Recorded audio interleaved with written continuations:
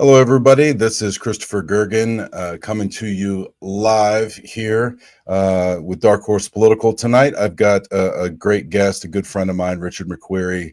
Tonight, Richard and I are going to be discussing the kind of the post-mortem of the Washington election now that the majority of the votes have been counted. Not all the votes are counted because they can't count votes in Washington State within a reasonable time. We've got to stretch this out for 2 weeks after the election, but it is what it is. We just kind of take what we get, right? So in any case, tonight we're going to be discussing where we stand right now. Most of the races are called, though, and so the votes that are left out are not necessarily going to be anything that is going to change where we are in the race. So with that, Richard, it's good to see you. Good to see you too, Chris. Thanks for having me on. Yeah, absolutely. So it's not been a secret that this election cycle has been somewhat difficult for Republicans. You and I have talked several times over the last year throughout the cycle about, the governor's race and kind of where we set on things. And, now here we are. Yesterday, I had an op-ed that was published in the Linwood Times that has gotten a lot of people talking, and there's been a lot of debate on X or Twitter, if you prefer, also Facebook and in other places about the performance of the party and where we all sit. My op-ed, I'm not sure if you had the opportunity to read it, but it was highly critical of the leadership that we have currently at the WSRP, the HROC, which is the House caucus, and then the SRCC, which is the Senate caucus. We're just at a place of deciding kind of what direction we want to go, because at the end of the day, we can't have another cycle like the cycle that we had, or I'm afraid that conservative politics in Washington State is not going to be recoverable. Your thought on that? Yeah, no, I agree. I mean, I think we're dangerously close, if we aren't already, to a supermajority of Democrats in Washington State. And once that happens, I think we're one seat away. 1 seat away. So if we have another cycle like we did this time, where we lost 2 seats, one in the Senate, one in the House, that's it. And the Democrats will have a supermajority. And what that basically means is Republicans can't even slow the Democrat agenda down. That's right. It's like the Republicans that are elected might as well not even show up. It's basically also allows the Democrats to potentially change the Constitution, which their state chair has openly stated that is their goal. Right.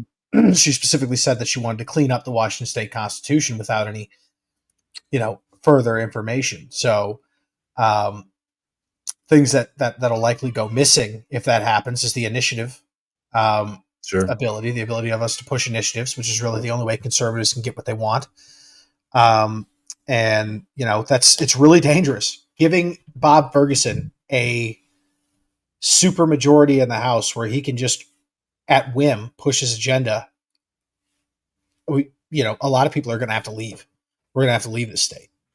So let's talk a little bit about the initiatives. The initiatives. I've looked into the initiatives. Let's Go Washington and Brian Haywood, I feel like did a pretty good job with the initiatives. I think a lot of the reason that 3 of the initiatives failed is because they were just simply outspent. The one that did pass regarding everybody's gas stoves, that one, the Democrats only spent $250,000 against it. The other 3, they spent about $35 million all in. And conservatives, including Mr. Haywood, I say only, they spent about $9 million, roughly. It was actually a little less, but roughly $9 million. So when you get outspent almost 4 to 1 on your initiatives, there are going to be some things that simply don't pass. And the majority of that $35 million that was spent was special interest money, right? So if those get overturned, right? So if the initiatives are successful, then there's going to be a lot of people in Washington State with business interests that are going to lose a lot of money. And so they made that $36 million or $35 million investment into making sure that those initiatives failed. And, you know, that's what happens when you get outspent. You know, I watched a couple of commercials that were against the initiatives, that were a complete lie from the first second of the ad all the way to the last second of the ad. And it was so egregious that I'm surprised. Well, in Washington State, I'm not really surprised by a lot, but I'm actually surprised they allowed it to air, because there was literally nothing in the ad at all that was true. It was really No, I agree. And that's the problem with being outspent, is we can't defend ourselves. And you're right. I saw some ads against the initiatives as well. I saw zero for the initiatives explaining them. And we also have to remember, the Democrats right now control the write-up on those initiatives. And the way they wrote them up was meant to be confusing. Yes. And if you just read it, even though it was just complete fabrication, if you just read that information, you'd think, okay, yeah, no, this probably isn't a good idea. Right.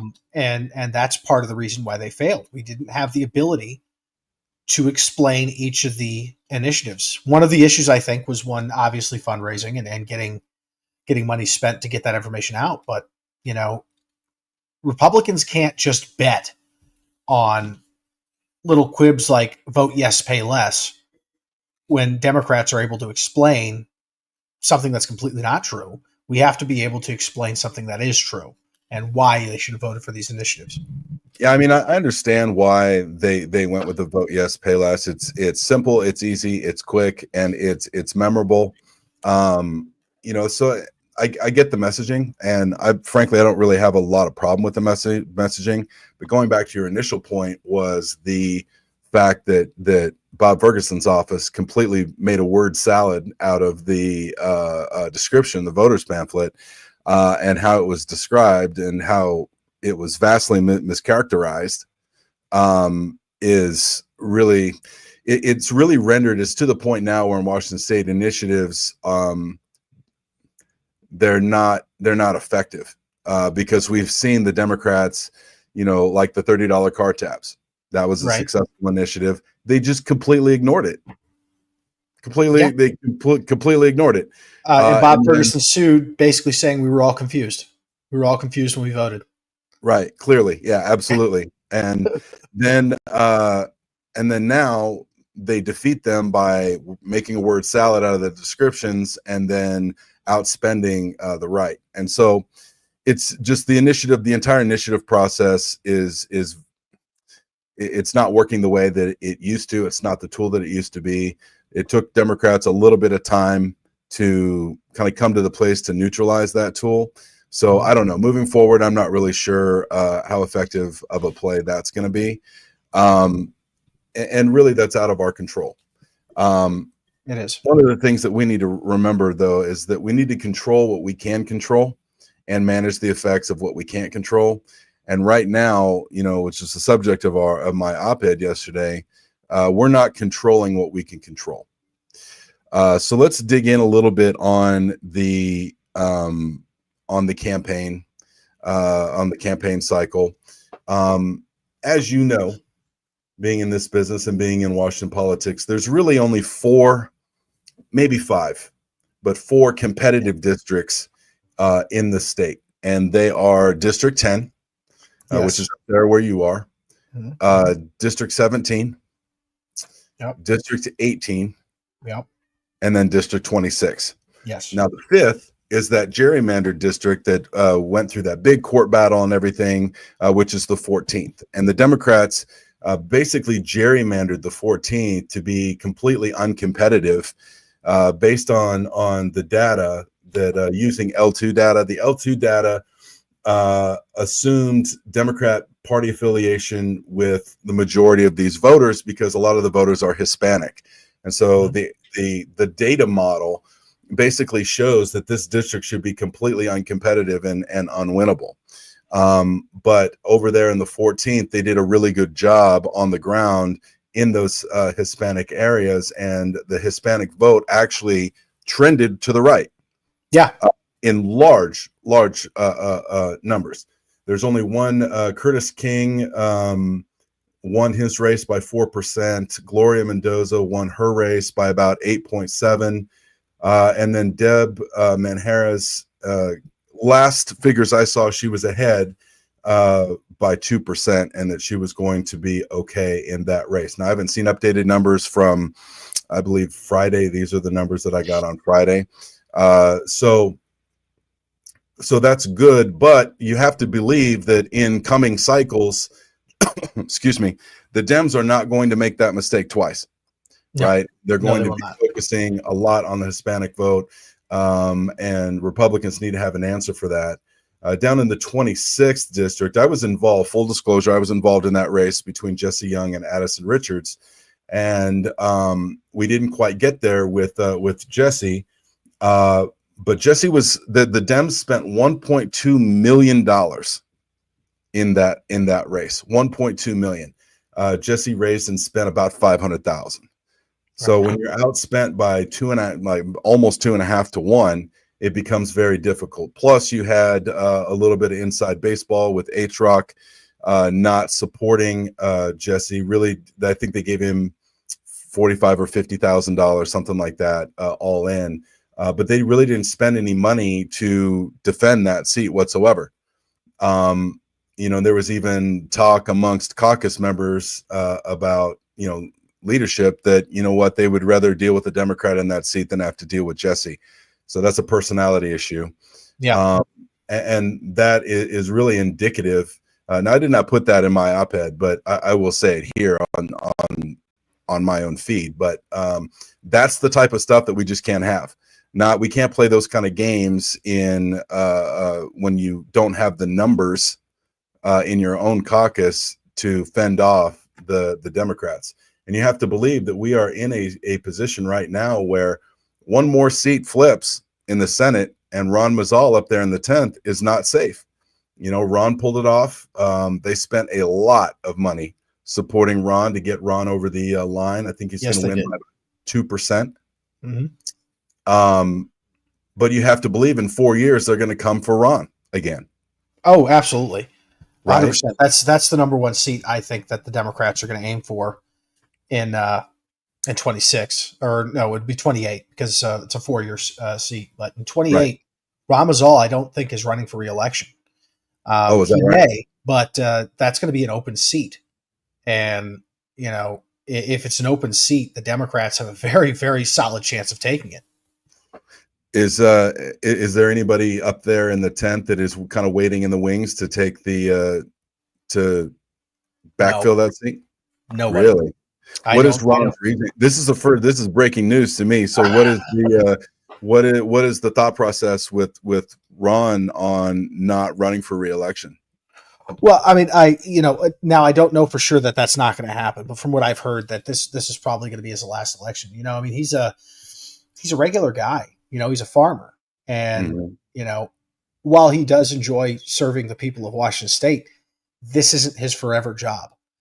Right. He wants to eventually move on, just be with his family. And so it's hard to argue with that. Yeah, it is very possible that he may decide, you know what, I've done 8 years, I've done my service, I've done my time, I'm moving on. And that's kind of the conventional thinking right now. Interesting. Right now, of people that we have in the wings, I can't think of anyone. And the fact that we are so short on people willing to run who are qualified. I mean, you saw we had Kerry Kennedy and Gary Ray run in LD10, and they didn't get there. So they aren't likely candidates to fill in for the Senate seat. So we can't use them. Did Gary have a primary challenger? No. So okay. This is what really frustrated me with Gary Ray's race. He never really had a chance because he got in so late. And the only reason he got in was because nobody got in. They just completely accepted the fact that we're not going to run anyone against Dave Paul.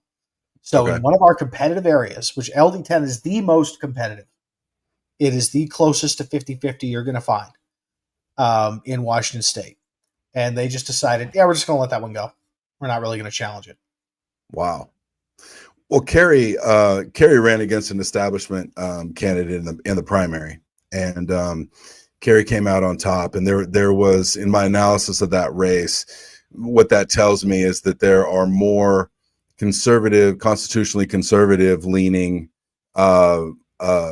voters in the Republican base. Just the Republican base, I'm not talking about independents, I'm not talking about Democrats, I'm just talking about just Republicans. Right. If you take the Republicans, there are more conservative minded Republicans in that district than there are establishment minded Republicans. And that was one of the primary reasons that Kerry got through. And I like Kerry very much, to be very clear. I like her very much. I like her husband very much. The biggest reason she won that was because she just did the smart play. She understood that Island County is the vast majority of the voters in LD10, and she lives in Island County. And so she focused on Whidbey Island and Camano heavily. And she touched Arlington a little bit. She touched Skagit a little bit, but she focused on Island County, and Island County is where she killed it. Right. Yeah. So, well, and then when you get into the general election, I don't think HROC spent any money that I could find. They didn't spend any money on Kerry's race. They pretty much just kind of left her out there on an island. And, Kerry didn't really have a campaign apparatus that was able to support a credible push against Clyde. I also think that there were some issues with her messaging.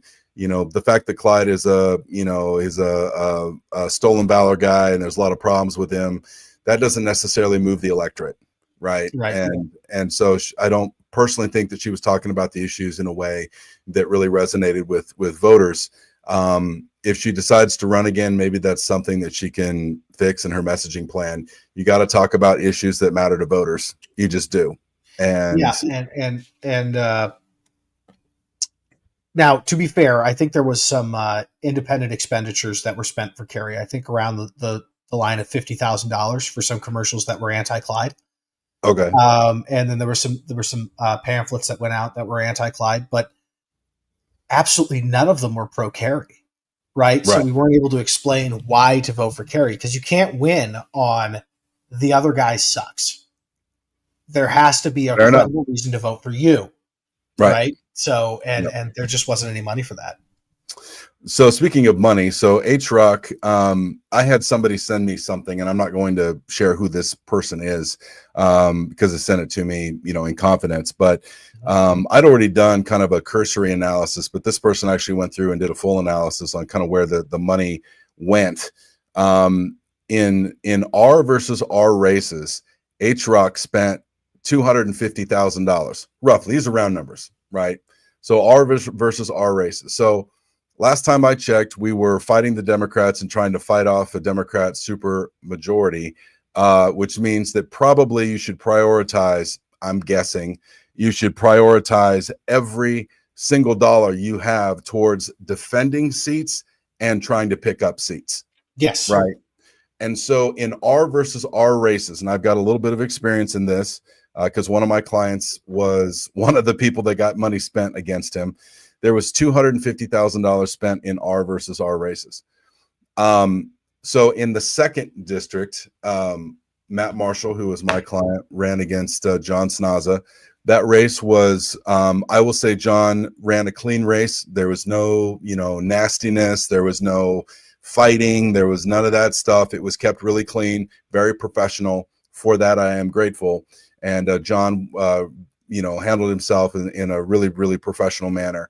As did Matt, and both ran really good, clean races. Matt raised and spent about $35,000. Snaza, all in, including outside money, was about $250,000 against Matt Marshall. Wow. And Matt won that race. We won that race by 14.5%. So Democrats, all that money was wasted. All of it. So $92,000 of money that came into Snaza plus the outside spending. I think it was like 130 some odd $1,000 that came in and outside spending against Matt. It was all wasted, all of it. So if Could you imagine though if Brad Benton in the 17th had that money? If they instead focused on a R versus D? Yeah, I mean, if they wanted to help the Senate out and send, because Brad's over there in the Senate, that Ann Rivers stepped down from her position. She's all done. She did her service. And then, so it was an open seat, Adrian Cortez versus Brad Benton. And last numbers I got, Brad was down by 0.42% or less than 0.5%. But regardless, 353 votes was the last tally I saw. That may have changed. Full disclosure. And I know he's in the Senate, and we're talking about HROC here, but when HROC spends money in LD17, it helps everyone. It does. HROC spent a lot of money for John Lee. I mean, John Lee only raised $21,550. That's all his campaign raised, was $21,550. But they spent $130,163 to get John across the line. So, okay, that was also an open seat. Greg Cheney was the representative there that did not run again. So, he won by 1,415 votes, or 1.7% is what he won by. But it took an exceedingly heavy lift of $130,000. John didn't really do anything on his own as far as fundraising goes. He only raised 21 grand, which is terrible. And so they literally drug him across the line. So they were spending a lot of money in the 18th to defend the 18th, but weren't spending any money in the 17th, weren't spending money in 10, right? Instead, what we're doing is we're spending money in R+5 races. So in R+5 races, and so by R+5, I mean Republican +5 for those of you at home. So these are seats that are not, your Republicans are not going to lose these races. Okay. Yeah. So it's called a safe seat. So they spent $122,000, according to what I was sent this morning, in R+5 races. So that's $372,000 that was spent on either safe seats or R versus R seats, which is a safe seat. Which is ultimately safe, right? The ultimate safe seat is an R versus R. Safest seat. It can't flip to the Dems because there's not even a Dem in the race. So $372,000 was needlessly spent in races that we were going to keep. Yeah. So where is the prioritization? So in my op-ed, what I did was I was like, listen, Stokesbury, who is leading HROC, I understand how the leadership goes, and they've got different people do different things. I was told, Stokesbury is, even though he's the minority leader, he was really running the Reagan fund and so forth. It doesn't make a difference. You're the minority leader. It's on you. Mm-hmm. Right. And so what we're talking about right now can't happen again. I was also critical of John Braun, the senator over there who is a Senate minority leader. John has never run a race in his entire life against a Democrat. Yeah. So he doesn't know what a competitive race is like. So his first race was against a Republican, which he won handily. Mm-hmm. And then after that, he's been unopposed in his last two races, to include this cycle he was on the ballot. Must be nice. So what we have here is we have peacetime generals, and Stokesbury is another one. Never had to run a competitive race, right? We have peacetime generals trying to run a wartime effort, and they don't understand about prioritization. They don't understand about why money is spent in certain places, how you prioritize those races from most competitive to least competitive to, the first priority is you have to defend seats in districts that are flippable. You have to defend those seats. And then you focus on seats that you can pick up. So what are the flippable districts, right? And then from there, and then if you have any money left over, send it somewhere where it's going to be useful. Right. But Don't spend it in races that are R+5 or R versus R. It just makes absolutely no sense. Yeah. Well, and spending it in R versus R, there's a couple reasons why that's bad. One, it's a complete waste of money because we've already got the seat. Two, if the person that you're supporting doesn't win, now you've just created drama that was completely unnecessary. That's right. Let the local populace pick the Republican that they want. Okay. And then work with that Republican and focus on getting Republicans in against Democrats. That's where money should be spent. I don't think this is higher than 101. This isn't college level campaigning. This is It's, very basic stuff. that's super basic, and it's something that's a really good segue into the state of the WSRP. Yeah. This is my opinions on this on X or Twitter and Facebook and different things have really, really kicked a hornet's nest, because there are a lot of people that are big supporters of Jim Walsh, the current chairman, as well as Semi Bird, and a lot of those people were PCOs. And Jim being ushered in as chairman was really on the back a lot of those same PCOs that were Bird supporters. Everyone knows that I was highly critical of Bird's campaign, though not of Bird himself, but of Bird's campaign and how it was run. And then Jim, my criticism of Jim, I want to be very clear with everybody. I think Jim is a fantastic legislator. I really do. I think he's a conservative stalwart. I think that he should stay in the legislature and do his thing. He was elected August 12th of 2023. From that time until now, which is over a year, you have, 16 months. Yep. What you have is a complete train wreck between, Dave Reichert and Semi Bird and all of that nonsense that happened, and the endorsements and the lack of money, and the fact that, Bird supporters felt like millions of dollars just fall like manna out of heaven, right? But, millions of dollars should be funneled from the WSRP to the Bird campaign and blah, blah, blah. And it was just a nightmare. I beat that horse to death. I think my biggest problem, though, now, and something that I've highlighted in this op-ed, Richard, is that there was no coordinated effort. Right. There was no statewide ballot harvesting effort. There was no statewide voter registration effort. There was no statewide, calling effort. Like, why didn't the WSRP coordinate with the East Side safe counties and get them on the phone calling into the West Side counties where we really needed help?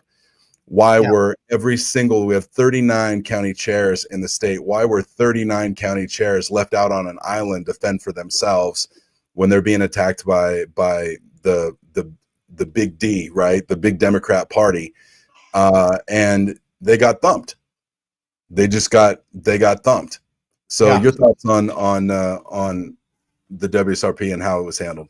A lot of problems with the WSRP. And again, let me start off by saying I also love Jim Walsh. I think Jim Walsh is a fantastic representative. He is a conservative. I hope he gets reelected forever in his current seat. I think that's where he belongs. He's somebody who speaks well. He represents our party and our values very well. And that's where he belongs. But chairman of the WSRP is a totally different animal. It is a completely different job. And you may disagree, but the main role of a chairman of the WSRP is two main things. One, to build a brand of the party in which all Republicans can run on and successfully win in their state. Two, to raise money. Both of those things were abysmally failed. And it's not because Jim Walsh is a bad guy or he's not conservative enough. It's just because he doesn't have the experience or the know-how to do it. And I'll tell you, as far as fundraising, there are reasons why he's a bad fundraiser that are completely beyond his control, not even his fault. What's happening in December? He's about to have a fundraising freeze where it is illegal for him to raise funds for about 5 months out of the year. We are handicapping ourselves, which is just crazy. We should never have a legislature be the chairman, ever. Pick one or the other, but never have both, because you handicap yourself. I agree with that. There's been a lot of question, if not, Walsh, then who?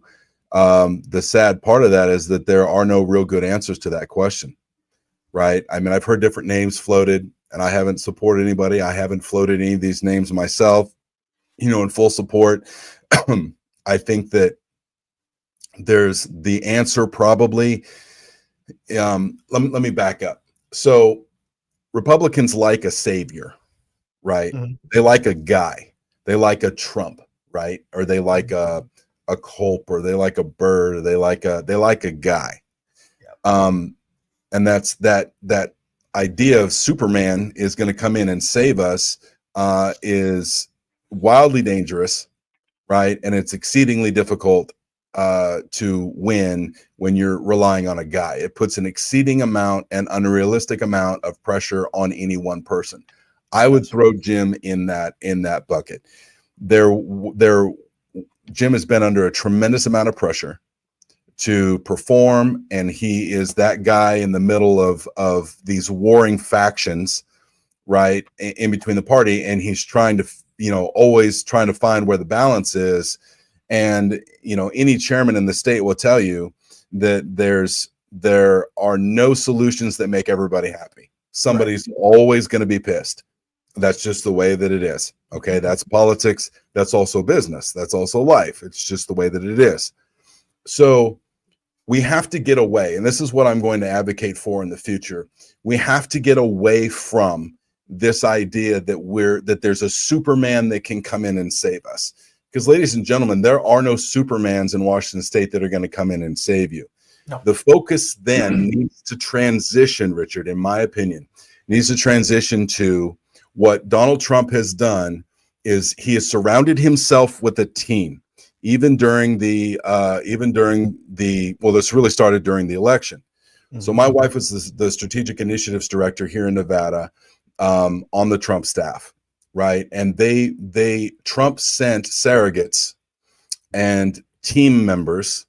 Robert Kennedy, we spent time with Robert Kennedy, Tulsi Gabbard, a bunch of different people here. They did events. They sent Vance out here multiple times. Big events, small events. They were doing events at a presidential level. You see these thousands and thousands of people, these rallies. We were doing events where there was 50 people, and Vice President Vance was there at an event with 50 people. Well, that's fine. They want to reach every voter. And we won Nevada for the first time in 20 years.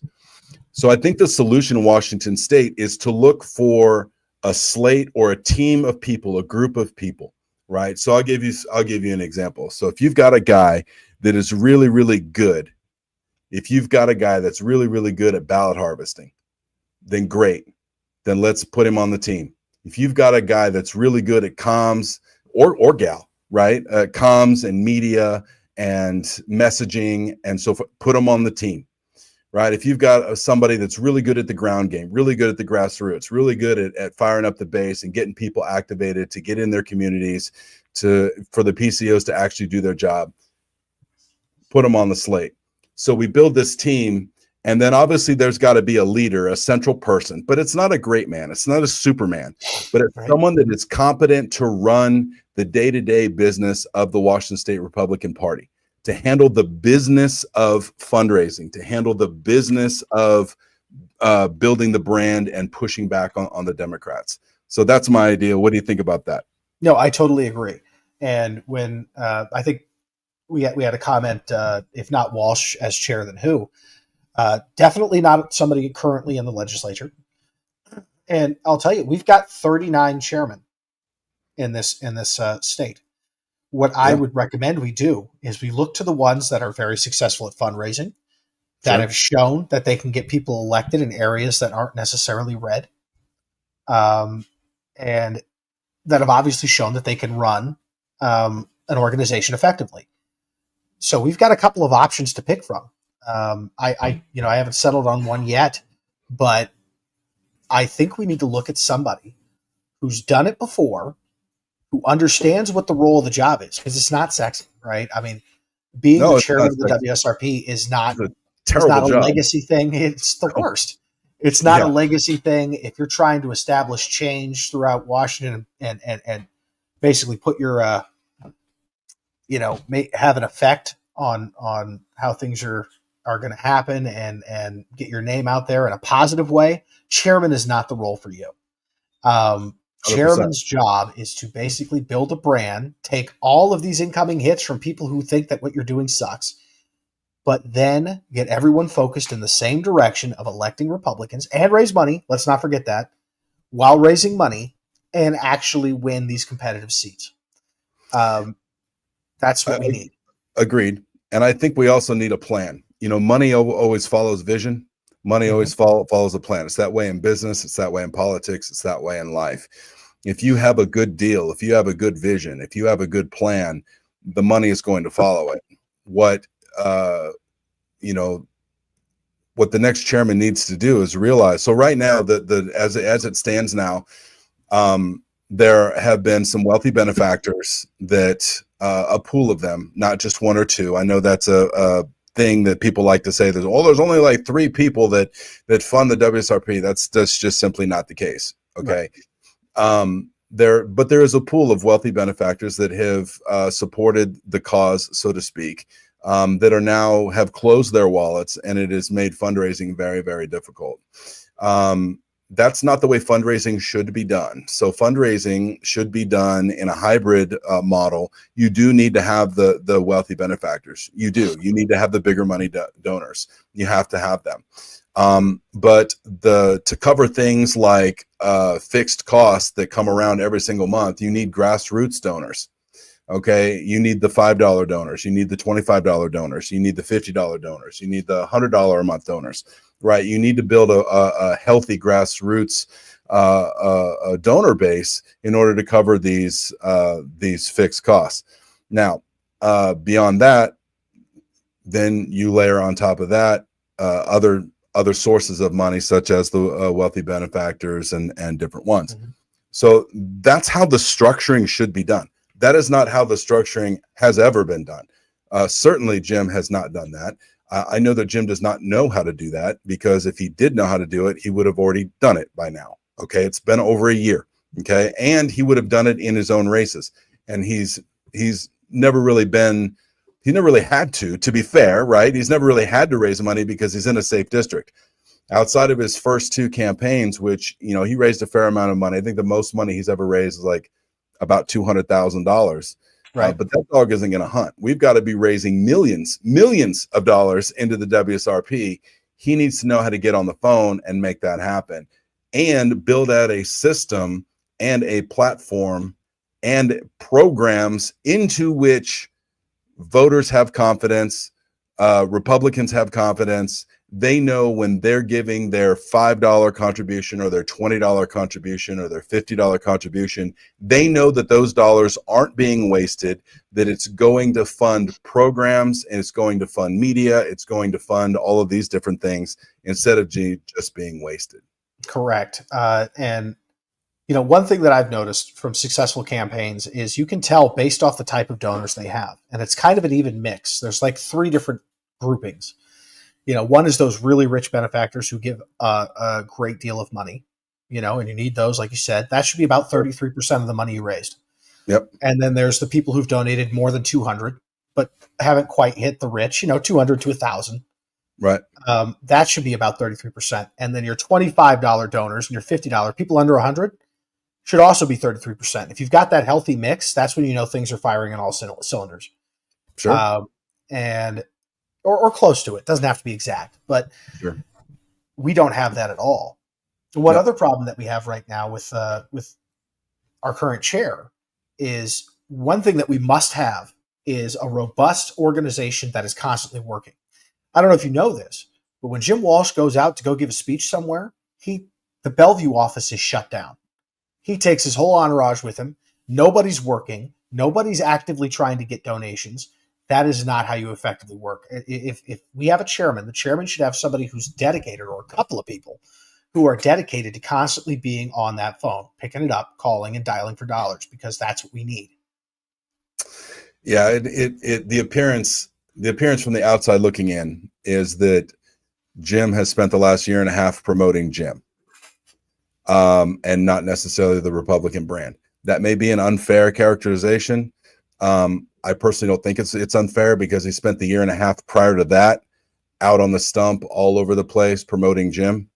Mm-hmm. And then for the year of the Culp campaign that I put him on platforms in front of thousands of people that he would have never talked to before, he introduced himself on the stump and Yes, he did support Colt, but he was also there promoting his brand, which I have no problem with a guy promoting his brand. But when you're Not the at all. chairman, the only brand you need to be promoting is the Republican brand. That is It. exactly it. So, like I said, great representative. I think he should continue to be a representative, and I think he's doing a fantastic job there, and he does a good job, and he should promote himself in that role. Chairman is just a completely different animal. It is. It is. All right, man. We're almost at 45 minutes, so I'm going to give you the last parting thoughts. Yeah. So my last parting thoughts was you wrote a really good op-ed. I did have a chance to read it, and it specifically pointed out exactly where our issues were. Right. I mean, we just figured out about $372,000 of the money that we did raise, and we didn't raise enough, but $372,000 of the money that we did raise was completely mishandled. Right. And it was spent on areas where we absolutely were going to get a Republican. And I guarantee you that $372,000, if spent in LD 17, even if it wasn't directly related to the Senate campaign, would have gotten us the 350 votes for Brad.